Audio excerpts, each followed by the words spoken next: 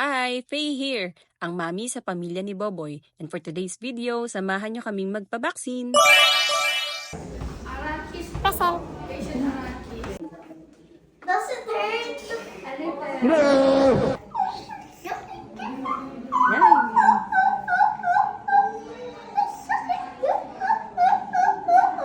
Quiet, Boots.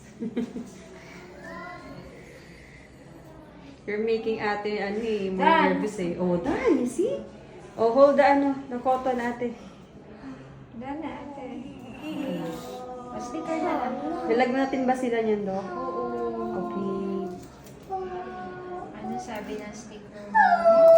Ayan na ang sticker. Doon pala ikakabit. Gifted! Wow. Sure na dino. Okay? Yung band-aid mo.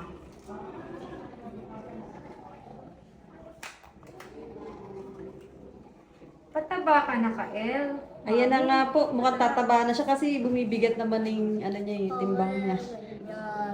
Buti po nag-clear yung yung lumiliit na.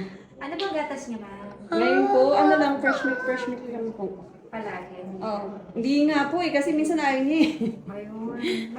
Mabilis makataba yun. Yung pong gatas. Oh, wait lang. Wala pa. No looking.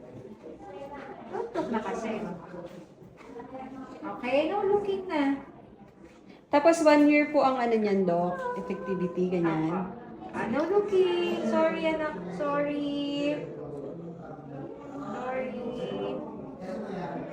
Umiyak. No? Sorry.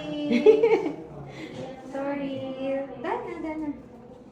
He's just joking. Fake ba yun? Yes. Fake lang pala, niloloko mo. Hindi ko pala masakit. Pag natalo siya, iyak siya. And then, give ko lang po sila ng Doc, na what do you call that? Paracetamol. Apo. Dan. Dan na. Pala nito mga to eh. Ito ang flu vaccine na ininject kila Kalin at Boboy na nagkakahalaga ng 1,900 per shot. Kailangan mo ring magpa-reserve or appointment para masigurado ang availability ng vaccine. Consult your trusted pedia kung ano ang mga benefits ng flu vaccine at kung pwede ba ito sa inyong mga chikiting. Bye!